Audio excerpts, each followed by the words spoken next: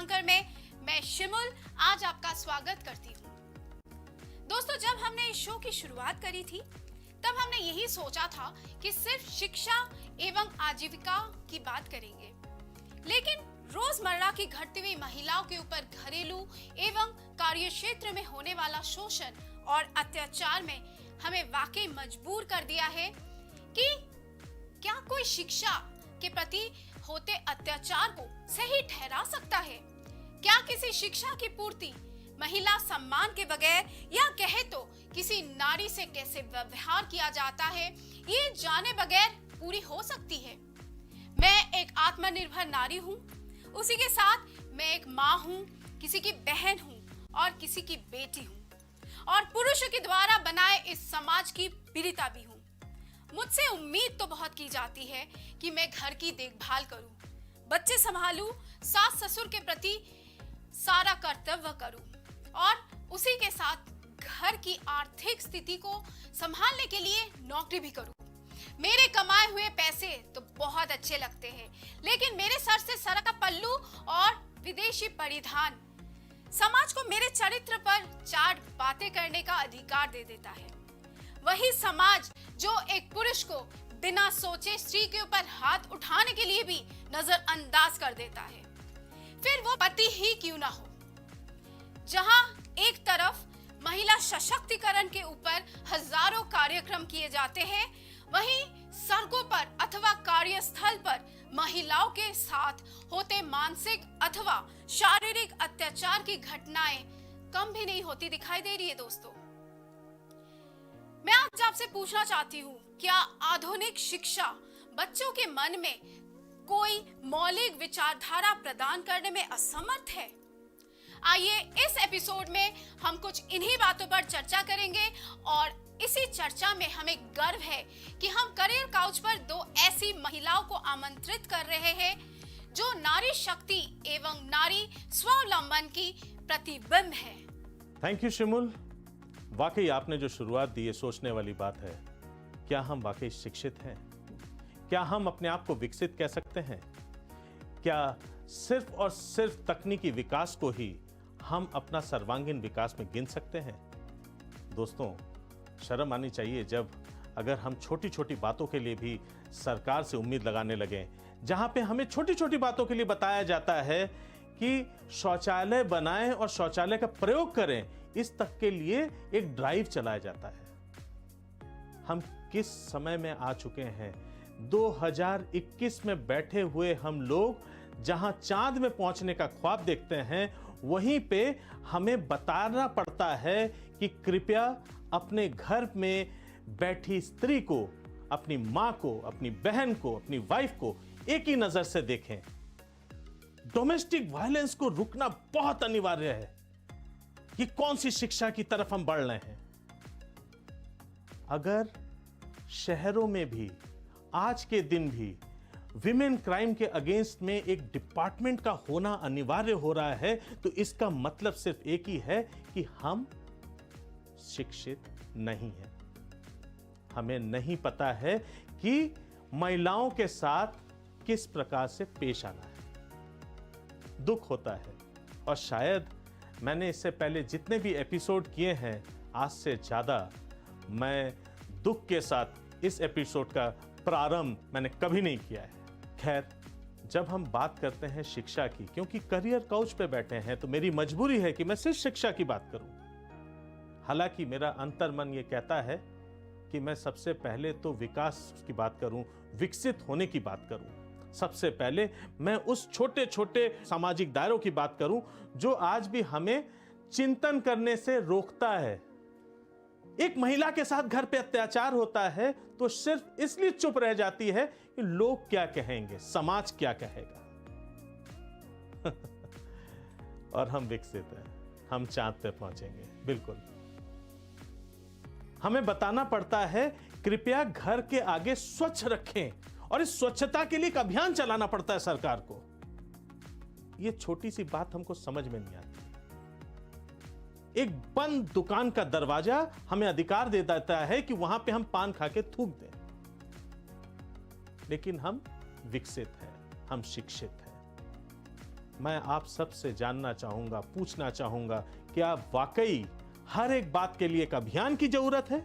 हर एक बात के लिए आपको एक डिपार्टमेंट चाहिए, एक कंट्रोलिंग ऑथोरिटी चाहिए? अगर आप नहीं सोच सकते तो आइए मैं आपकी मदद करता हूं। तो दोस्तों, मेरे साथ आज स्टूडियो में मौजूद हैं मिस मंजरी उपाध्याय और मिस रुचिता चौधरी। मिस रुचिता चौधरी, इनके बारे में मैं बता दूं, ये लखनऊ डिस्ट्रिक्ट की डीसीपी हैं फॉर क्राइम अगेंस्ट विमेन। अब बात यह है कि जब हम बात कर रहे हैं क्राइम अगेंस्ट विमेन की, तो सबसे पहले हमें सोशल स्ट्रक्चर को देखना पड़ेगा कि आखिर क्राइम अगेंस्ट विमेन है क्या। तो हमारी एक तरफ बैठे हैं मिस मंजरी उपाध्याय जी। मिस मंजरी उपाध्याय जिजीविषा सोसाइटी की फाउंडर मेंबर हैं।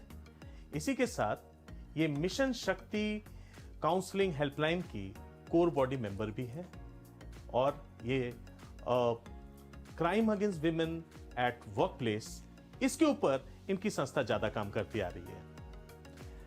तो मंजरी जी, मैं पहले आपसे जानना चाहूंगा, थोड़ा मुझे पहले बताएं कि मिशन शक्ति काउंसलिंग हेल्पलाइन, ये बेसिकली इसका काम क्या है, कब फाउंड हुआ, किस प्रकार से ये काम करती हैं, आप लोग किस प्रकार से सोसाइटी के पास इसकी सेवा पहुंचाते हैं?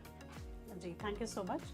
दरअसल मिशन शक्ति अपने आप में उत्तर प्रदेश की जो करेंट गवर्नमेंट है योगी जी की, उनका एक बहुत एम्बिशियस प्रोजेक्ट है रिगार्डिंग विमेन सेफ्टी। तो मूलतः उन्होंने मिशन शक्ति में सुरक्षा, स्वावलंबन और सम्मान को स्थान दिया। ये प्रोग्राम अगर आपको ज्ञात हो तो 2020 का जो शारदीय नवरात्र था तब से शुरू हुआ और उसके कई फेजेस चले। फेज़ 1 रहा जिसको लोगों ने सराहा, बहुत सारे अभियान चलाए गए जिसके हम एक्टिव पार्टनर्स रहे। फिर सफलता को देखते हुए और नीड लगा, क्योंकि जो ट्रांसफॉर्मेशन होता है वो एक सतत प्रक्रिया है, एक दिन में नहीं होती है, तो इसलिए अलग अलग डिपार्टमेंट्स के कलेक्टिव एफर्ट से फिर फेज़ 2 स्टार्ट हुआ और अब इस समय हम फेज़ 3 में चल रहे हैं। अब हम जब बात करते हैं मिशन शक्ति काउंसलिंग हेल्पलाइन की, तो मिशन शक्ति पूरे उत्तर प्रदेश के लिए प्रोजेक्ट है। Mission Shakti counselling helpline DM Lucknow Shri Abhishek Prakash ji का अपना एक एम्बिशियस प्रोजेक्ट है, जिसके तहत उन्होंने एक हेल्पलाइन लॉन्च की है। वो हम आपके साथ, दर्शकों के साथ शेयर करना पसंद करेंगे स्क्रीन पे। और ये 1 जनवरी 2021 को अभिषेक प्रकाश जी ने ये हेल्पलाइन लॉन्च करवाई थी, जिसमें बेसिकली 4 तरीके की जो हिंसा है या उससे जो पीड़ित महिलाएं होती हैं उनकी काउंसलिंग के लिए हेल्पलाइन बनाई गई थी। उसकी जो 4 कैटेगरीज थी, उसमें पहला था डोमेस्टिक वायलेंस, दूसरा था टीनेजर गर्ल्स या कॉलेज गोइंग गर्ल्स के साथ होने वाली जो जिस भी तरीके की छेड़खानियाँ वगैरह होती हैं समस्या। तीसरा था जो ओल्ड एज विमेन हैं, उनको जो परेशानियाँ आती हैं, उनके बच्चों से लोग ध्यान नहीं रखते हैं, उस पर था। और चौथा पॉइंट जो है that was pertaining to sexual harassment with women at work place. जैसा कि हम जानते हैं कि आज के समय में जैसे जैसे पेरेंट्स अपने बच्चों को और बच्चियों को साथ में पढ़ा रहे हैं, बहुत सारे पेरेंट्स का डायरेक्शन इस साइड भी है कि वो बच्चों अपनी बेटियों को भी एम्प्लॉय करना चाहते हैं, साथ में लड़कियां खुद भी आगे निकल के काम करना चाहती हैं। तो ऐसे में जब भी ऐसी सिचुएशन होती है, एक बहुत बड़ा कंस्ट्रेंट होता है, कंसर्न होता है पेरेंट्स के दिमाग में कि घर से बाहर निकली बच्ची हमारी सेफ है कि नहीं है। तो इस दिशा में ऐसी बच्चियां जो अपने वर्क प्लेस पे, अपने कॉलेजेस में, यूनिवर्सिटीज़ में जो भी 18+ विमेन हैं, वो कितना सेफ फील कर पाती हैं, उनके किसी भी तरीके के मनोवैज्ञानिक परामर्श के लिए ये चौथा पॉइंट था। एंड मेरा जो पार्टिसिपेशन है मिशन शक्ति काउंसलिंग हेल्पलाइन में, वो इसी 4th पॉइंट को लेके है regarding work place safety of women. उनके साथ किसी भी तरीके का सेक्सुअल अब्यूज़ तो नहीं हो रहा है, किसी तरीके का लैंगिक भेदभाव तो नहीं हो रहा है पर्टेनिंग टू दैट। जी, तो जब मिशन शक्ति की बात हो रही है तो शायद इसको ज़्यादा विस्तार पूर्वक अगर कोई बता सकते हैं तो वो है डीसीपी रुचिता चौधरी जी। रुचिता जी, प्राइम टीवी पे आपका बहुत बहुत स्वागत है। मैं आपसे जानना चाहूँगा कि मिशन शक्ति की बात हो रही है, मिशन शक्ति काउंसलिंग हेल्पलाइन, तो एक हेल्पलाइन तो पहले से थी, 1090 भी था, तो एक ऑलरेडी एक कॉल सेंटर है, एक स्टैब्लिशमेंट पूरा सेट किया जाता है, उसके बाद एक और स्टैब्लिशमेंट, ये सारे स्टैब्लिशमेंट्स तो क्रिएट किए जा रहे हैं, फायदा कैसे मिल पा रहा है इसका? थैंक यू, आपने बहुत ही अच्छा सवाल किया है। और देखिए, मिशन शक्ति गवर्नमेंट का एक बहुउद्देशीय प्रोजेक्ट है जो सरकार के लगभग 23 विभाग एक साथ मिलकर इसमें काम कर रहे हैं। पुलिस है, प्रशासन है, समाज कल्याण है, शिक्षा है, स्वास्थ्य है, बहुत सारे विभाग हैं जो हमारी आधी आबादी, जो महिलाओं को, हमारी जो अपनी आधी आबादी है उनके लिए कार्य कर रहे हैं।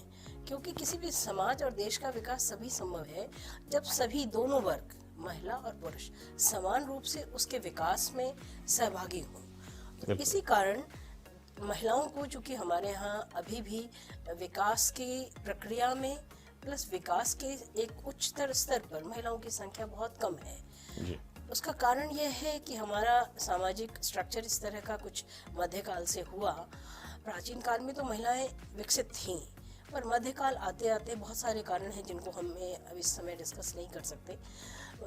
उस कारण से महिलाएं इस विकास की गति में और समाज को सहयोग देने, राष्ट्र को सहयोग देने की गति में कहीं पीछे रह गई, उस संख्या में आगे नहीं आ पाई।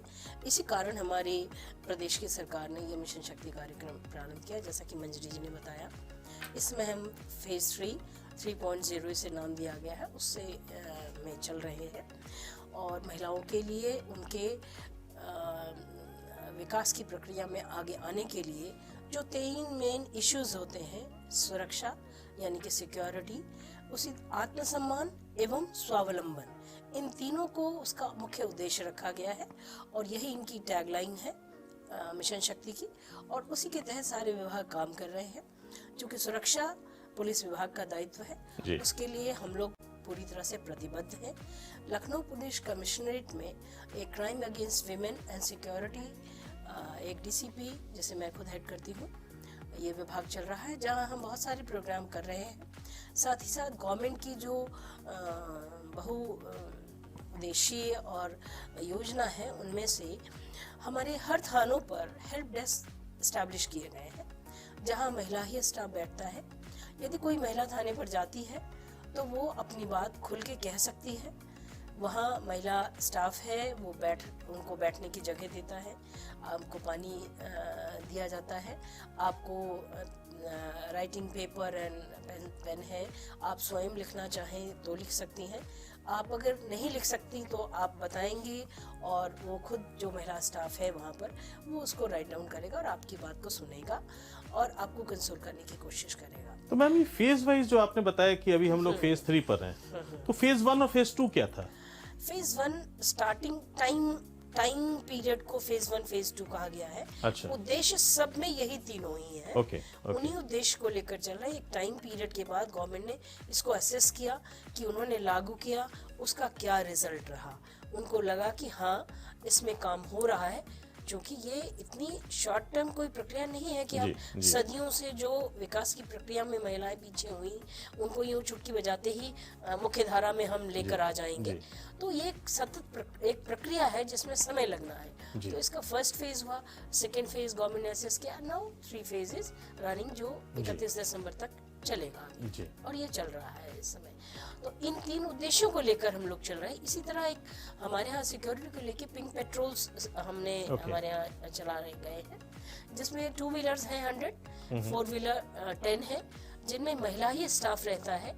महिला की शिकायत या 112 के माध्यम से आए, पुलिस स्टेशन से आए, किसी ऑफिसर्स के नंबर पर आए, तो हम लोग उस पर तुरंत एक्शन होता है और पिंक पेट्रोल पहुंचती है, महिला को कंसोल करती है। जैसी आवश्यकता है, मेडिकल के लिए ले जाना है या उनको थाने तक लाना है, वो महिला को वहाँ कंसोल करने के साथ साथ उसकी जो समस्या है उसको सुनती है और उस पर कार्य करती है। इसी तरह आपने देखे होंगे शहर में पिंक बूथ बने हुए हैं।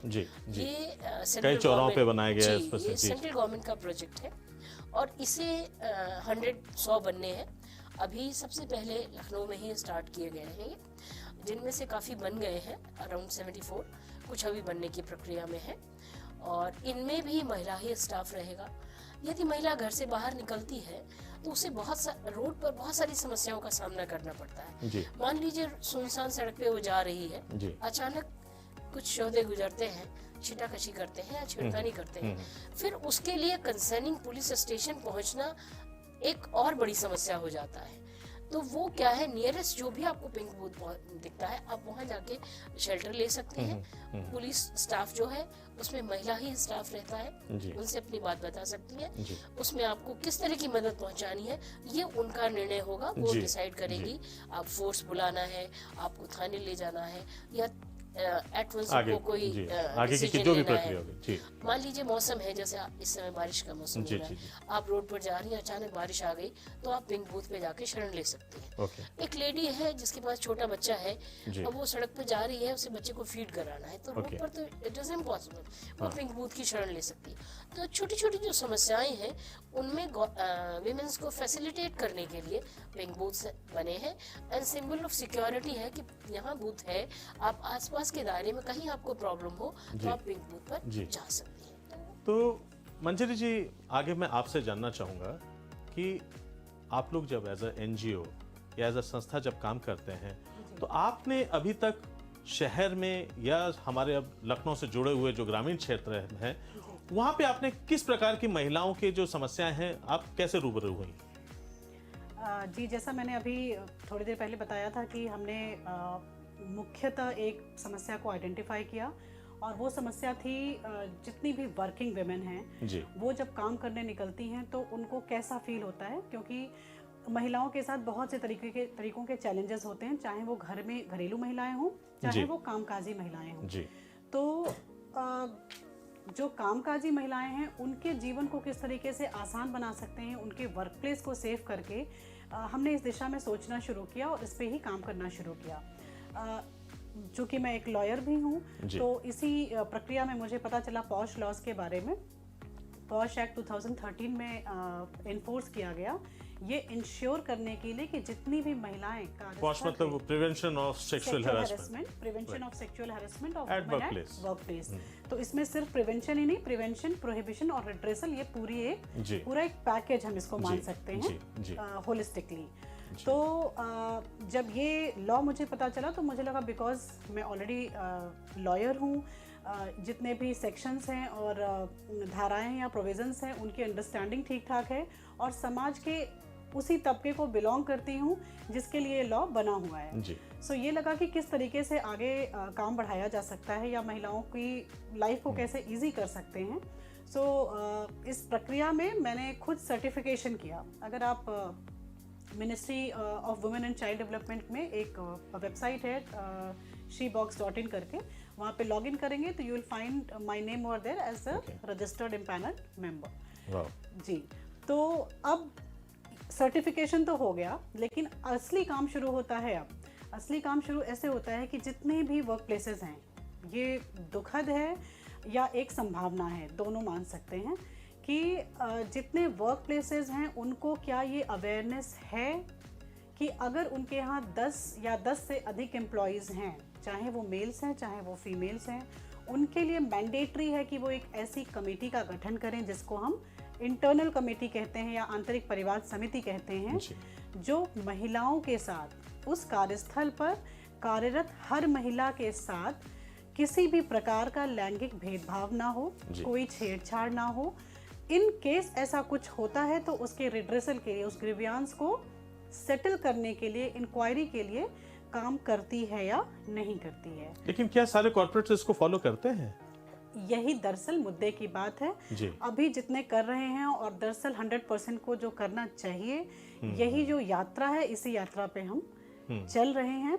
कॉर्पोरेट्स में फिर भी अवेयरनेस है, लेकिन जनरली जो छोटे सेटअप्स हैं, बहुत सारे गवर्नमेंट रूरल एरिया है जहाँ पे जो महिलाएं जो है वो छोटे छोटे जगह पे जो कॉटेज इंडस्ट्रीज में जाके जो काम करती हैं, तो पहले तो क्या उनको कैसे करके आप लोग शिक्षित करते हैं कि उनको समझ में आए कि उनके साथ ऐसा एक हैरेसमेंट हुआ है और उनके पास ऐसा कोई सेल की प्रावधान है जहाँ पे वो जाके अपनी शिकायत दर्ज करा सकते हैं? जी। तो वो आप कैसे सिखाते हैं? दरअसल हमारा जो अभी तक का कार्य क्षेत्र रहा है, वो हम गांवों को उतना टच नहीं कर पा रहे हैं। जी।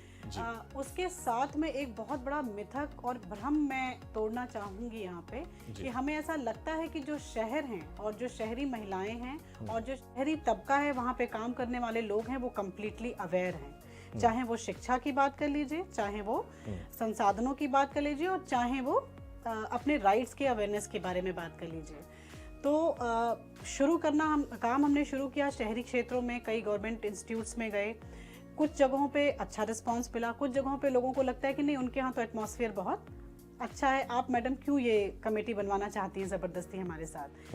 पर उसी प्रक्रिया में कुछ ऑफिसर्स, रुचिता मैम जैसे भी मिलते हैं, जिनको जब जिनसे बात हुई पॉश एक्ट के बारे में, तो उन्होंने ना सिर्फ अपने जो उनकी पुलिस मेंबर्स हैं, जितने भी कांस्टेबल्स हैं या जितना भी स्टाफ है, उनको तो एजुकेट किया ही किया, उसके साथ में एक और step ahead she has taken, वो ये किया कि मैम ने 10-10 थानों को आइडेंटिफाई करना शुरू कर दिया। तो पूरे लखनऊ के जितने थाने हैं, थानों के पीछे उनकी मंशा ये थी कि वो फर्स्ट पॉइंट ऑफ कांटेक्ट होते हैं in case of any of the grievances. तो जब थाने पे थानेदार से लेके कांस्टेबल तक अगर अवेयर रहेगा, तो धीरे धीरे करके अवेयरनेस की ये चेन हमारी आगे बढ़ती जाएगी। इससे और बड़ा फायदा ये है कि जब हमारे थानेदार अवेयर होंगे, तो उनके पास, जैसे अभी तक हमने जितनी वर्कशॉप्स की हैं, 2 वर्कशॉप्स हम कर चुके हैं अब तक जी, जिसमें 20 थाने कवर हो चुके हैं। तो उन थानों से ये रिपोर्ट आई कि हमें जितने संस्थागत महिलाओं के साथ होने वाले लैंगिक उत्पीड़न के केसेस आते हैं, चूंकि हमें अभी तक इस लॉ के बारे में जानकारी नहीं थी, इसलिए हम खुद ही उसको हैंडल करते थे। लेकिन इससे उनकी जॉब आसान ऐसे हो सकती है कि अगर उन्होंने वापस भेज दिया कि आप एक बार पूछो तो कि आपके ऑर्गेनाइजेशन में आंतरिक परिवार समिति, इंटरनल कमेटी बनी है कि नहीं बनी है। जी जी, ये जानना इसलिए और ज्यादा जरूरी है क्योंकि आंतरिक परिवार समिति की जो कैपेसिटी है, जो जुडिशियल कैपेसिटी है, वो सब जुडिशियल नेचर की है। बिल्कुल। क्रिमिनल ऑफेंसेस में जो पनिशमेंट दी जाती है, उसको छोड़ के किसी भी प्रकार के संस्थागत विभागीय पनिशमेंट देने के लिए वो एंटाइटल्ड होती है। जनरली जो इंटरनल कमेटी होती है, उसके जो रिकमेंडेशन होती है, जो पनिशमेंट्स वो देते हैं, चाहे वो ट्रांसफर का हो, चाहे वो सैलरी कट का हो, चाहे वो वार्निंग लेटर्स हो, चाहे टर्मिनेशन ऑफ जॉब हो, वो दरअसल बाइंडिंग नेचर का होता है। तो आप सोचिए कि अगर एक थाने के अंतर्गत कोई 1000 वर्क प्लेसेस हैं और उन 1000 वर्क प्लेसेस में 800 के यहाँ भी थानेदारों की जब अवेयरनेस हो जाती है और वो वहाँ पे इंक्वायरी करते हैं, अगर 1000 में से 700-800 कार्यस्थलों पे भी आंतरिक समिति बन गई और उसमें से ईश्वर ना करे लेकिन कहीं किसी 10-20 जगह पे कोई ऐसे केसेस आए, तो वो इंटरनली उनके पास एक ऐसी कमेटी है जो इस पूरे मैटर को हैंडल कर सकती है और पूरे मामले को सुलझा सकती है। त्वरित न्याय भी मिलेगा। सही बात। और रुचिता जी, मैं आपसे जानना चाहूंगा कि आखिर ये तो बात हो गई विमेन हैरेसमेंट या sexual harassment eight work place की, आपने बात की। एक कानून बना दिया जाता है, कानून रख दिया जाता है कि ताकि इन चीजों का प्रिवेंशन हो सके, लेकिन इन कानून के मालूमात जो है जब महिलाओं तक पहुंचेगी तब ना वो महिलाएं उसकी इस्तेमाल कर सकती हैं। अवेयरनेस प्रोग्राम्स को लेके अगर देखा जाए तो कई चैनल्स पर अवेयरनेस प्रोग्राम्स होती हैं, सब कुछ, लेकिन जैसे कि अभी मंजरी जी ने कहा कि जो रूरल एरियाज में है, पहले तो उन तक पहले तो मालूमात पहुंचे, उनको बताया जाए, है ना, क्योंकि उन क्षेत्रों में ज्यादातर ये जो क्राइम्स होते हैं वो अनडिटेक्टेड चले जाते हैं। बात ये नहीं है कि रूरल में ज्यादा क्राइम हो रही है कि अर्बन में हो रही है, लेकिन आप मुझे ये बताएं, ये तो बात हुई एक कानून सेवा की, उन बातों का क्या, उस सुरक्षा का क्या? हालांकि हम लोग क्राइम एट वर्क प्लेस की बात कर रहे हैं, लेकिन डोमेस्टिक वायलेंस का क्या? वो तो आज तक रुकने का नाम ही नहीं ले रही है। देखिए, ऐसा है, डोमेस्टिक वायलेंस सोसाइटी से जुड़ा हुआ मुद्दा है जी। ये किसी ऑर्गेनाइजेशन की बात नहीं है। इसके लिए पहले समाज को जानना होगा, जागना होगा, अवेयर करना होगा और इसके होने वाले नुकसान को उन्हें समझना पड़ेगा। देखिए, अगर एक महिला जो पीड़ित है, उससे पूरा परिवार पीड़ित होता है, एक समाज पीड़ित होता है जी। यदि माँ अशिक्षित है, माँ के साथ दुर्व्यवहार हो रहा है जी, तो बच्चे उस दुर्व्यवहार से उनकी मानसिकता बदल जाती है। वो कभी भी परिवार के वैल्यूज को एक्सेप्ट नहीं करेंगे, समाज की वैल्यू को एक्सेप्ट नहीं करेंगे और कालांतर में वो एक एंटी सोशल एलिमेंट बन के रह जाएंगे। तो हमें समाज के लिए, स्ट्रॉन्ग राष्ट्र के लिए, उस परिवार की इकाई को जिसकी धुरी महिला होती है, माँ के इर्द गिर्द ही परिवार घूमता है। कहते हैं माँ ही पहली टीचर होती है, माँ ही बच्चे को जन्म देती है, माँ ही उसे भोजन, जीवन और सामान्य ज्ञान देती है। तो यदि माँ ही सुरक्षित नहीं है तो आप किसी व्यक्ति के विकास के बारे में आप कल्पना नहीं कर सकते हैं। और जो आधी आबादी पिछड़ गई इसी कारण से कि माओं पर इतना ध्यान नहीं दिया गया। आज उसी ध्यान को देने के लिए ये सारे प्रोग्राम्स किए जा रहे हैं और साथ ही साथ जो लॉ है, जो कार्यक्रम है, इसके अलावा सबसे इम्पोर्टेंट है एक अवेयरनेस कार्यक्रम जी, कि आप लोगों के बीच जाएं और उनको बताएं। हम लोग सेमिनार, वेबिनार, डिस्कशन, नुक्कड़ नाटक और जाना गांव में और ग्राम सभाओं के लोगों को इकट्ठा करना, पंचायत के लोगों से बात करना। हमारे यहाँ महिला जो पुलिसकर्मी है, हमारे वर्तमान डीजीपी साहब ने महिलाओं के बीट सिस्टम शुरू किए हैं जो अब तक पुरुषों के ही हुआ करते थे। महिलाओं का बीट सिस्टम है जिसमें 3-4 गांव की एक बीट बनाई गई है और महिला कर्मी को उन गांव में जाना है। वहाँ की पंचायत घर पर एक कक्ष, जो मिशन शक्ति के नाम से एक कक्ष निर्धारित कर दिया गया है, वहाँ जाकर उन महिलाओं की समस्याओं को जानना, उन्हें अपने राइट्स के बारे में अवेयर करना और कम से कम वो शर्म छोड़ सकें कि अपने क्राइम के विषय में बोलें। बिल्कुल, ये कानून है और इस कानून से आप लाभ लेकर अपनी लाइफ को नॉर्मल, सामान्य रूप से, जब एक परिवार के पुरुष को अपने विकास का अधिकार है, आपको भी समान अधिकार है, आप भी विकास करें और उन परिवार के जो अथॉरिटेटिव व्यक्ति हैं, परिवार को चलाने वाले, उनको मोटिवेट करना कि यदि आप लड़के को पढ़ा रहे हैं तो लड़की को भी पढ़ाइए। लड़की 2 परिवारों को बांधती है और 2 परिवारों का विकास करती है। आपका भी करेगी और जहां आप जाने की बात यदि करते हैं तो उस परिवार का भी विकास करेगी। यदि लड़की जो जननी है, कभी किसी पुरुष ने किसी पुरुष से जन्म नहीं लिया, जब जननी ही सुरक्षित नहीं है और वो ही स्वतंत्र नहीं है, उसका ही विकास नहीं है, तो किसी का विकास नहीं हो सकता। सही बात है। अवेयरनेस प्रोग्राम जैसे आप आज डिस्कशन कर रहे हैं, आप लोग एक बहुत स्ट्रॉन्ग माध्यम है। आप लोगों के घरों तक, दिलों तक तुरंत पहुंच जाते हैं। हमें समय लगता है बात करने में, हमें लोगों को इकट्ठा करना होता है, आप स्वयं पहुंचते हैं। अगर आप इस तरह के प्रोग्राम चलाते हैं तो ये बहुत बहुत आपका आभार होगा। आप एक अपनी सामाजिक जिम्मेदारी को निभा रहे हैं। आपका मैं शुक्रिया अदा करती हूँ। साथ ही साथ उम्मीद करती हूँ कि आप लोग इस तरह के अवेयरनेस प्रोग्राम चलाकर लोगों को ये बताएं कि यदि लड़के को पढ़ने का अधिकार है तो लड़की को भी उतना ही अधिकार है। यदि लड़की के लिए कुछ योग्यताएं हैं कि उसे समय से घर आना है, उसे सीमित संसाधनों का उपयोग करना है, तो लड़के के लिए भी होना चाहिए। तो रुचिता जी, जैसे कि आप लोग जब मिशन शक्ति की बात करते हैं तो उसमें आपने 3 पॉइंट उठाए थे: security, self reliance and self employment. तो मैं इसी पर आता हूँ। जब बात सेल्फ रिलायंस की होती है और हम एम्प्लॉयबिलिटी की बात करते हैं, तो आप इसमें हम लोग क्या कर रहे हैं? बेसिकली एज अ मिशन शक्ति हम लोग क्या कर रहे हैं? देखिए, पुलिस डिपार्टमेंट का हमारा रिस्पॉन्सिबिलिटी सुरक्षा की है। बाकी दोनों कामों में हम अगर एटमॉस्फेयर दे पाएंगे तभी वो अपने स्वाभिमान और स्वावलंबन की ओर सोच पाएंगे। तो हम सिक्योरिटी की, आपको जैसे बताया कि हमने help desk, pink patrol, pink booth, साथ ही साथ हमारे पिंक गश्त, जिसे हम महिला बीट सिस्टम हमारा शुरू किया गया है। ये एक सुरक्षित माहौल बनाने के लिए सारे प्रयास है, इनको किया जा रहा है, जिससे कि बाकी वो एक अपने आप को में सुरक्षित महसूस करें और जो काम करना चाहती हैं उन कामों के लिए वो घर से निकल सकें और परिवार को भी ये एक नॉलेज हो, ज्ञान हो कि मेरी बेटी घर से गई है तो वो सुरक्षित ही वापस आएगी। या परिवार की जो भी महिला किसी भी काम से बाहर जा रही है, इतनी सारी व्यवस्थाएं उसकी सिक्योरिटी की हैं, वो सुरक्षित ही वापस आएगी। तो ये हमारा प्रोग्राम। मंजरी जी, मैं बात आपसे फिर वही स्वावलंबन की करूंगा।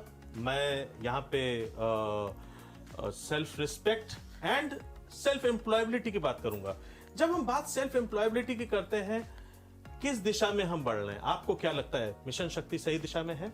बात सिर्फ हो रही है स्वावलंबन और एम्प्लॉयबिलिटी। जितनी योजनाएं मैं जान पा रही हूँ, समझ पा रही हूँ, और जितने अभियान ऐसे चलाए जा रहे हैं जिसमें किसी भी तरीके से बेटियों को भी मुख्य धारा का हिस्सा समझा जाए, जिसका एक बहुत बहुत इम्पॉर्टेंट पार्ट स्वावलंबन है। तो ये बहुत सारी ऐसी योजनाएं चलाई जा रही हैं जिनके थ्रू महिलाएं अपने लघु उद्योग छोटे छोटे स्थापित करके बहुत बड़ी कमाई नहीं, लेकिन अपने दैनिक खर्च चलाने भर, और उसके अलावा अगर उनके अंदर एंटरप्रेन्योरशिप स्किल्स अच्छी हैं, वो थोड़ा मैनेजमेंट स्किल्स अच्छी सीख सकती हैं, तो कई सारे ट्रेनिंग प्रोग्राम्स उनके लिए कंडक्ट कराए जा रहे हैं और उसके थ्रू फिर वो मिशन शक्ति के अंतर्गत। हाँ जी, मिशन शक्ति जी, के अंतर्गत भी जी। है। जी। उसके अलावा कुछ योजनाएं हैं, जैसे कन्या सुमंगला योजना एक है, जिसमें न्यू बॉर्न गर्ल चाइल्ड के साथ से लेकर ग्रेजुएशन तक की बच्चियों के लिए, अलग अलग एज ग्रुप की बच्चियों के लिए अलग अलग स्पॉन्सरशिप कह सकते हैं आप या स्कॉलरशिप कह सकते हैं, वो डिज़ाइन की गई है कि जो जितनी भी गर्ल चाइल्ड हैं उनके जन्म को एक सेलिब्रेशन माना जाए, ना कि बोझ समझा जाए। बिल्कुल। तो कई हद तक ये उसका पार्ट है। हमने हमारी एक ग्राम सभा है लोलाई करके, जहाँ पे एमिटी यूनिवर्सिटी है, जी जी। तो उस ग्राम सभा के साथ में हमने कई कैंप्स लगवाए और कई महिलाओं के लिए कन्या सुमंगला के फॉर्म्स भरवाए, जिनमें जो बेनिफिशियरीज हैं उनको पैसे आने भी शुरू हो गए हैं। अच्छा जी मंजरी जी, आप एक एनजीओ से भी जुड़ी हुई हैं। जी आपका एनजीओ एनवायरनमेंट लेके काम करता है। जी मैं आपसे एक चीज जानना चाहूंगा, जी जब एनवायरनमेंट लेके हम लोग काम करते हैं, ऐसे कई इंडस्ट्रीज, ऐसे कई एंसिलरी इंडस्ट्रीज हैं जो कि एनवायरनमेंट फ्रेंडली होती है, एनवायरनमेंट को हम लोग और ज़्यादा हेल्प कर सकते हैं उसमें से, क्यों नहीं ऐसे कुछ हम लोग प्रोजेक्ट चलाते हैं जिसमें लड़कियों को इंक्लूड किया जाए, उनको एजुकेट किया जाए। और इतने सारे इश्यूज हैं, right from the waste management to arranging a proper ecosystem, छोटे छोटे प्लांटेशंस के इस पर से, क्योंकि मुझे जहाँ तक पता चला कि आपकी जो एनजीओ है वो मेनली शायद प्लांटेशंस और ग्रीनरी को प्रमोट करने के लिए ज़्यादा काम आती है। तो मुझे जरा बताएं, इसके ऊपर हम लोग क्यों नहीं काम कर सकते हैं? जी, आपने बहुत ही अच्छा क्वेश्चन दरअसल किया है। बहुत कम लोग आज के समय में ऐसे हैं जो एनवायरनमेंट और उससे रिलेटेड कामों को एम्प्लॉयमेंट से एसोसिएट कर सकते हैं। एक छोटा सा एग्जांपल मैं देने की कोशिश करूंगी। जो पीपल बाबा जिनसे हमने दरअसल प्लांटिंग सीखी, वो देते रहते हैं कि आप एक बड़ा पेड़ देख लीजिए, एक कतार में किसी भी सड़क के किनारे देख लीजिए, जहाँ पे भी 10, 12, 15 बड़े पेड़ होते हैं छायादार, चाहे वो बरगद है, पीपल है, पाकड़ है, नीम है, महुआ है, आम है, एक लाइन से हम देखेंगे कितने सारे ठेले वाले, खोमचे वाले, चाय बेचने वाले वो खड़े होते हैं। अब अगर वो शेड वहाँ पे नहीं होती तो शायद वो उनका एम्प्लॉयमेंट सेंटर नहीं होता। पहली चीज़ तो वो। दूसरी ये कि जो आपने बोला कि लड़कियों को किस तरीके से हम इसमें यूटिलाइज कर सकते हैं, yes, it is very much possible. इसके लिए जितने एनजीओज हैं और जितनी भी ऐसी ऑर्गेनाइजेशंस हैं जो सीएसआर प्रोवाइड कर सकती हैं, आई एम वेरी श्योर कि लखनऊ में कम से कम आज के समय में 4 से 5,000, 6,000 ऐसे एनजीओज होते होंगे जो सीएसआर के कैटेगरी में फॉल करते होंगे। तो अगर सही सीएसआर डोनर और सही एनजीओ पार्टनर्स आपस में कोलैबोरेट कर सकें और ऐसी साइट्स क्रिएट कर सके, छोटे छोटे अर्बन फॉरेस्ट हो गए, छोटी छोटी नर्सरीज हो गई, मे बी 5,000 प्लांट्स की कैपेसिटी है, कहीं पे 200-400 प्लांट्स लगाने हैं, जो जब हमें ज़रूरत होती है तो वी डू दैट ऑल्सो। तो इसमें क्या सरकार कुछ मदद करती है आपकी? अभी तक तो नहीं। हमने दरअसल अभी इसी जून में 3 साल कंप्लीट किए हैं, तो इसलिए अभी तक गवर्नमेंट फंडिंग का कोई रिसोर्स नहीं। हम जो भी करते हैं वो अपने सेल्फ फंड रिसोर्सेज से ही करते हैं। तो बिल्कुल मेरा अगला प्रश्न एक्चुअली इससे जुड़ा हुआ था। रुचिता जी, अब आते हैं इसी के एक पहलू पर। बात थी एसिड अटैक्स की। जो एसिड अटैक्स के कुछ विक्टिम्स हैं, उन्होंने यहाँ पे एक कैफे तक खोला है शिरोज नाम से। बहुत खूबसूरती से वो लोग काम करते हैं। ये उनका अपना एक संस्था है, उन्होंने अपने तरीके से बनाया, उन्होंने खुद का जो स्वावलंबन है वो अपने सामने रख के एक डिजाइन दिया और आज वो सक्सेसफुली रन कर रहा है। लेकिन ऐसे कितने लोग हैं, ऐसे कितने विक्टिम्स हैं? बात सिर्फ एसिड अटैक की नहीं है, बात डोमेस्टिक वायलेंस की भी है। वो महिलाएं जो ज्यादा शिक्षित नहीं है और डोमेस्टिक वायलेंस की वजह से वो आज पतियों से अलग रह रहे हैं, उनको स्टैब्लिश करने के लिए फिलहाल गवर्नमेंट के पास मैं कोई प्रोजेक्ट नहीं देखता हूं। आपको नहीं लगता कि मिशन शक्ति का विस्तार कुछ इस प्रकार से होना चाहिए था, जब हम विक्टिम्स को हम एड कर सकें, उनको अगर हम सेल्फ रिलायंट कर सकें तो कहीं ना कहीं ज्यादा मदद कर हम साबित हो सकेंगे? बिल्कुल, आपको जानकारी शायद नहीं है।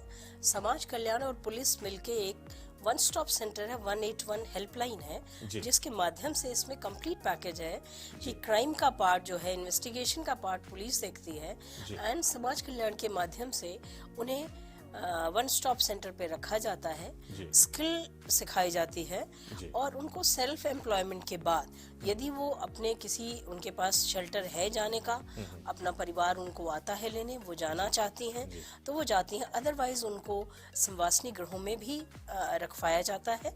और सेल्फ एम्प्लॉय करने के बाद भी वो किसी तरह की मदद चाहती हैं तो ये वन स्टॉप सेंटर कंटिन्यूस उनकी हेल्प करता है।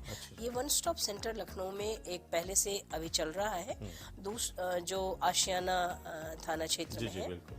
और दूसरा जो है दुबग्गा की तरफ उससे बड़ा बन रहा है अभी। जी। तो ये वन स्टॉप सेंटर जो है हम लोग इस पर भी गवर्नमेंट की तरफ से काम हो रहा है। और ये जो आपने कहा कि इसके डोमेस्टिक वायलेंस से जो पीड़ित हो गई वो महिलाएं क्या करती हैं, तो उनके लिए इन वन स्टॉप सेंटर पे व्यवस्था है। रुचिता जी, दरअसल ये सवाल वहाँ पे और ज़्यादा मजबूत हो जाता है। होता क्या है कि जब डोमेस्टिक वायलेंस की कई चीज़ें तो रिपोर्टेड ही नहीं हो पाती हैं, क्योंकि सोशल स्टिग्मा, एक शर्म कि लोग क्या कहेंगे, लोग भीरूपन, ये सब चीज़ें हम लोग को रोकती आई हैं। लेकिन उसके बावजूद कुछ महिलाएं साहस उठाती हैं और अंततः वो अपने शादी को ख़त्म करके वो बाहर निकल के कुछ करना चाहते हैं। मुझे एक चीज़, मुझे अभी तक मुझे नहीं पता आंकड़े आपके डिपार्टमेंट के पास कैसे हैं कि जो डोमेस्टिक वायलेंस या जो हम बार बार कहते हैं कि क्राइम एट वर्क प्लेस की बात करते हैं, sexual harassment eight work place की बात करते हैं, इसके आंकड़े गांव में कैसे रहे या शहर में कैसे रहे, ये तो आप सबसे अच्छा बता पाएंगे।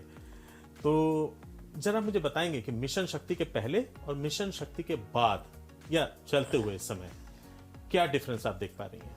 देखिए, गांव में तो बट नेचुरल है कि अभी इतनी जानकारी नहीं है लोगों को। जो पॉश से रिलेटेड आपने sexual harassment eight work place की बात की है, ये तो अभी शहरों में भी हर ऑर्गेनाइजेशन को इसकी जानकारी नहीं है कि हमारे यहाँ ऐसी कमेटी, इंटरिम कमेटी होनी चाहिए। हाँ, गवर्नमेंट ऑफिसेज में इनकी जानकारी तो है, पर लोगों ने अभी कमेटियाँ गठित नहीं की हैं। बहुत सी जगहों पे कमेटी बनी, 2 साल 4 साल हो गए, जो कमेटी के मेंबर्स थे वो ट्रांसफर भी हो गए, रीऑर्गेनाइज नहीं हुई कमेटी, रिफॉर्म नहीं किया गया उसमें। तो ऐसा है, अभी इस पर काम करने की आवश्यकता है और इस पर किया जाना चाहिए। इसीलिए हम मंजरी जी के सहयोग से इसका अवेयरनेस प्रोग्राम चला रहे हैं और अपने लोगों को कह रहे हैं कि उनके थाना क्षेत्र में जितने भी इस तरह के ऑर्गेनाइजेशंस हैं वो उनसे इस बारे में जानकारी करें। तो क्या कमेटी के एब्सेंस में, माफ करिएगा मैं आपको टोक रहा हूँ, कमेटी के एब्सेंस में उस समय एक महिला के साथ अगर कोई अत्याचार होता है तो वो महिला क्या करेगी फिर? देखिए, थाने पर आप एफआईआर करेंगे, थाना तो अपनी कार्रवाई करेगा ही, बट उस महिला को रिहैबिलिटेट होने के लिए यदि उस ऑर्गेनाइजेशन के जो स्टेक होल्डर्स हैं उनको इन्वॉल्व किया जाएगा तो एटलीस्ट अगर वो महिला रिहैबिलिटेट नहीं भी हो पाती तो बाकी जो दूसरी महिलाएं हैं वो तो सुरक्षित होंगी। क्योंकि देखिए, विक्टिम एंड जो अक्यूज्ड है ये 2 पार्टी हैं, बट तीसरी पार्टी स्टेक होल्डर्स हैं, जो उनके सीनियर हैं, जो बॉसेस हैं, जो फाउंडर हैं, उनकी भी जिम्मेदारी है कि उनके अंडर काम करने वाली महिला के साथ कुछ गलत हो रहा है तो उनको रोकना चाहिए और ऐसे व्यक्ति को अपने स्तर से भी पनिशमेंट देना चाहिए कि कल वो अगर लॉ की किसी भी लैकुना से बच जाए तो वो इस लायक ना हो कि कहीं उसे दोबारा जॉब मिले। अगर डिपार्टमेंटल प्रोसीडिंग्स उसके साथ हो जाएंगी तो वो कभी इसका किसी जॉब लायक नहीं बचेगा। और इसका फिर मैसेज होगा कि अगर आप अपनी कलीग्स, फीमेल कलीग्स के साथ मिसबिहेव करते हैं, उन्हें एक टूल की तरह या उन्हें एक एंटरटेनमेंट का आप अपना इंस्ट्रूमेंट समझते हैं तो you have to be suffer a lot. तो एक मैसेज भी हो जाएगा तो बट नेचुरल मुझे ऐसा लगता है कि तब ये रुकेगा। इसलिए उस डिपार्टमेंट के जो ओनर हैं, स्टेक होल्डर हैं, बॉस हैं, उनकी भी रिस्पॉन्सिबिलिटी है और इंटरिम कमेटी के माध्यम से हम पुलिस उनको भी इन्वॉल्व कर सकती है। यदि किसी महिला ने छेड़खानी का केस लिखाया, हम इन्वेस्टिगेशन के दौरान उस इंस्टीट्यूशन के बॉस से ये क्वेश्चन करेंगे, आपके यहाँ इंटरिम कमेटी है? यदि है तो उन्होंने क्या डिसीजन दिया?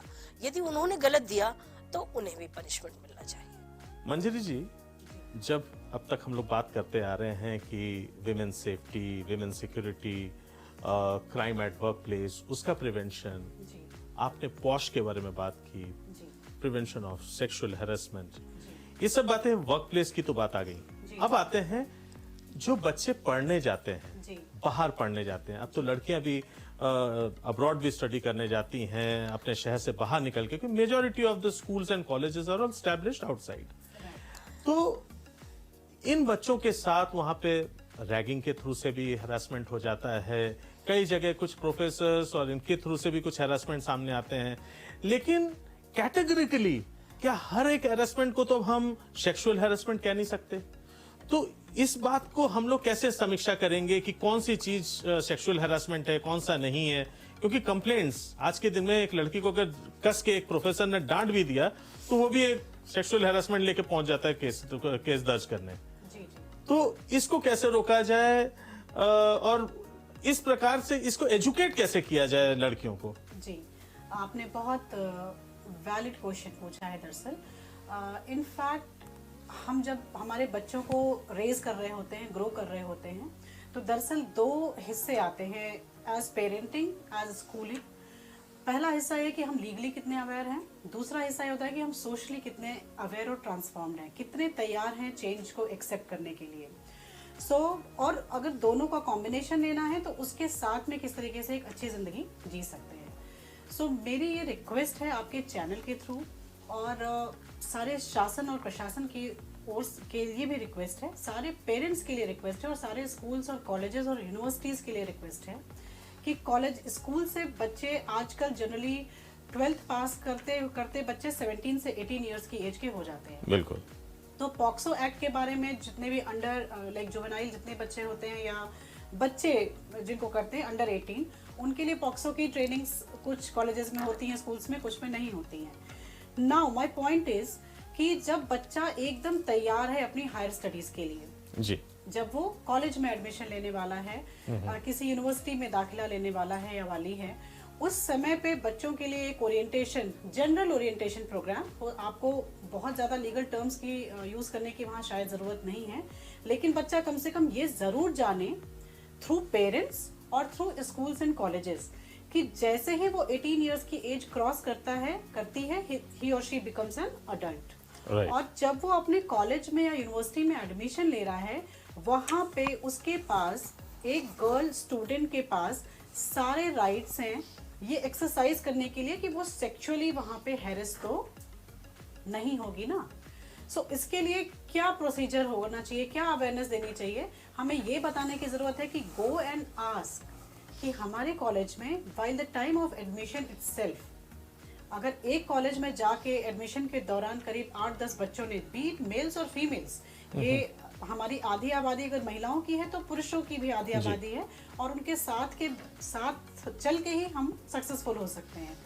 अगर एक कॉलेज जिसकी कैपेसिटी 1000 से 2000 एडमिशन्स की है और उस कॉलेज में 5 से 6 बच्चों ने भी आके क्वेश्चन कर दिया, do we have an internal committee in place जो प्रिवेंशन, प्रोहिबिशन और रिड्रेसल के ऊपर काम कर सकती है sexual harassment of women at work place पे? ट्रस्ट मी, वो कॉलेज अगले 15 से 20 दिन के अंदर खुद पढ़ाई करेंगे, किसी या तो लॉयर को हायर करेंगे, and they will constitute N internal committee. बिल्कुल सही बात है। ट्रांसफॉर्मेशन की शुरुआत यहीं से हो जाने की जरूरत है दरअसल। हालांकि यात्रा अभी बहुत लंबी है, बट आई एम श्योर कि जितने भी लोग देख रहे हैं, हमें सुन पा रहे हैं, वो अपने बच्चों को, अगर बच्चे सुन रहे हैं तो वो खुद को एजुकेट कर रहे हैं। अगर एक बॉय स्टूडेंट है, मेल स्टूडेंट है, उसके पास सिस्टर्स हैं। नहीं मंजरी जी, एक चीज यहाँ पे बात आती है, क्योंकि यहाँ पे कहीं ना कहीं मुझे लग रहा है कि आपने ये जिम्मेदारी पूरी आपने संस्थागत तरीके से आपने डाल दी कि जो संस्थाएं हैं वो उनके ऊपर ये जिम्मेदारी ज्यादा है कि वो अपने अंदर कमेटी फॉर्म करे, वो पहले इस तरीके से। लेकिन मैं एक चीज जानना चाहूंगा, मुझे बताइए, जैसे एनसीसीज है, एनसीसीज का मेन कारण, उद्देश्य ये था कि कम से कम डिफेंस की तरफ जो फ्लेयर है, जो एक नॉलेज है, वो बच्चों में डाला जाए। क्यों नहीं हम लोग कर सकते हैं? क्या उन्हें सेल्फ हेल्प ग्रुप्स तैयार कर सकते हैं? और इसमें शायद मुझे लगता है कि एक पुलिस सेवा की यहाँ पे ज्यादा जरूरत है, क्योंकि यहाँ सेवा की बात हो रही है। इंस्टीट्यूशनल ट्रेनिंग यहाँ पे चाहिए, क्योंकि इन एक्ट्स का मिस यूटिलाइजेशन भी हो रहा है। मिस यूटिलाइजेशन इस प्रकार से हो रहा है कि अगर एक लड़का जो कि 18 साल के नीचे का है और एक लड़की वो भी 18 साल के नीचे की है, उनके दौरान में कोई अगर लड़ाई होती है, कोई बात होती है और लड़की जाके क्लेम करती है कि भाई नहीं, मेरे साथ सेक्सुअल हैरेसमेंट हुआ है, तो पूरी जो कहते हैं ना कि इस समय फिर जो दिखने लग जाता है वाइडली कि फिर वो विमेन सेंट्रिक कानून दिखने लग जाता है, क्योंकि पूरी कानून जो है लड़की के साथ खड़ा होता है। उस समय लड़के की सुनी नहीं जाती है, ऐसा कई लड़कों को लगता होगा। तो मुझे जरा बताएं, इस प्रकार से तो कभी भी हम किसी भी पॉक्सो हो या मैं बात करूं, अगर पॉश की बात करूं, ऐसे किसी भी कानून को हम कभी भी लागू नहीं कर पाएंगे।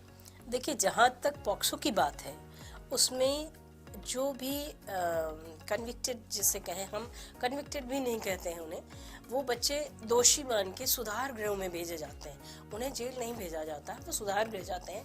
तो ये मानिए, देखिए, उन्हें दंड नहीं बल्कि उन्हें सुधार के लिए भेजा जाता है। सुधार गृह का भी नाम नहीं, माफ करिएगा, लेकिन सुधार गृह का मतलब भी ये होता है कि कहीं ना कहीं वो किसी क्रिमिनल ऑफेंस में फंसा था, अगर किया तो है ये दाग लग जाता है। हाँ, अगर किया है, इन्वेस्टिगेशन होता है। इन्वेस्टिगेशन में सिर्फ FIR is not a complete, कि एफआईआर होते ही चार्जशीट हो जाएगा। FIR is not a chargesheet. Investigation के दौरान बहुत सारे प्रूफ देने होते हैं, प्रूफ मिलते हैं। अगर लड़की ने कहा और लड़का भी माइनर है, तो it is not so easy कि लड़के को चार्जशीट कर दिया जाए। इन्वेस्टिगेशन होती है, तो ये तो माइनर्स की बात हो गई। आप मेजर्स की बात अगर करें, तो देखिए, हम लोग बच्चियों को सिखाते हैं what is good touch, what is bad touch. Sexual harassment, वो बैड टच वाला जो पार्ट है, दैट इज बढ़ने के बाद कि अगर किसी एजुकेशनल इंस्टीट्यूशन की आप बात कर रहे हैं, कोचिंग सेंटर में लड़की पढ़ने जा रही है, बॉय और गर्ल बगल बगल बैठ रहे हैं, बात कर रहे हैं, आप बात करते करते किसी ने यूं अगर टच हो गया हाथ बाय चांस, और या किसी ने किसी से कुछ बोरो कर लिया, आपने हमारी पेन हमारी पेंसिल, या पेन पेंसिल फाड़ दी, तो इसका मतलब ये सेक्सुअल हैरेसमेंट नहीं हुआ। सेक्सुअल हैरेसमेंट जब आप फिजिकली असॉल्ट आप पर होता है कि या ऐसे जोक्स करना कि लड़की बैठी है और आप चीप जोक्स या चीप मूवी किसी उस पर इस तरह से देख और दिखा रहे हैं कि लड़की को भी दिख जाए, उसको भी समझ में आए, दैट इज हैरेसमेंट। तो ये good touch, bad touch and what is harassment, ये तो देखिए एजुकेशन और अवेयरनेस की ही चीजें हैं। इसीलिए वो इंटरनल जो कमेटी होगी, वो जब अपनी कमेटी का डिस्प्ले करेगी, तो उसके नॉर्म्स भी डिस्प्ले करने होंगे उनको, या हर कुछ दिनों में अवेयरनेस प्रोग्राम हर इंस्टीट्यूशन को चलाने होंगे, जैसा हम मंजी जी के सहयोग से पुलिस में चला रहे हैं इस समय, कि लोग जाने कि क्या है सेक्सुअल हैरेसमेंट। हर हैरेसमेंट सेक्सुअल नहीं है। अगर मेरा बॉस मुझे किसी काम को कहते हैं और वो काम मैं गलत करती हूँ, they have right to correct me, और he can utter some hard word also. It is not sexual harassment. Sexual तो बॉडी का पार्ट, बॉडी इन्वॉल्व होगी, या ऐसी चीजें आप मीडिया के थ्रू करेंगे which includes body, या ऐसे वर्ड्स बोलेंगे जो come within the framework of sex. Ma'am, एक चीज जरूर कहूंगा, शायद आप इस बात से अवेयर होंगी कि #MeToo ने एक बहुत बड़ा एक यहाँ पे इशू खड़ा कर दिया था। मैं थोड़ा मैं केस वाइज अगर बताता जाऊं, एक टाइम था जहां पे कि नाना पाटेकर तक के ऊपर बात आ जाती है, और तनुश्री दत्ता इसके ऊपर क्लेम करती हैं कि नाना पाटेकर ने उन्हें सेक्सुअली हरास किया था। #MeToo बहुत बुरी तरीके से आग की तरह चारों तरफ फैला, इतने सारे मीटू के केस आने लग गए कि क्या बताएं। इस दौरान में सबसे ज्यादा बदनामी उन पुरुषों को उठाना पड़ा जिनकी वजह से एक महिला के करियर को चैलेंज पड़ा। कहीं कहीं आपको नहीं लगता कि इसकी मिस यूटिलाइजेशन भी उसी स्तर पे हो रहा है जिस तरीके से आपका सेक्सुअल हैरेसमेंट की केसेस? अगर आप अलाउ करें तो हाँ, बिल्कुल बिल्कुल बिल्कुल। देखिए, सबसे बड़ी चीज ये है कि जब कानून बनता है, कोई भी कानून बनता है भारत जैसे देश में, तो उसका पर्पस एक बहुत बड़े ब्रॉडर मास को ध्यान में रखते हुए और वेलफेयर को, उस मास के वेलफेयर को ध्यान में रखते हुए बनता है।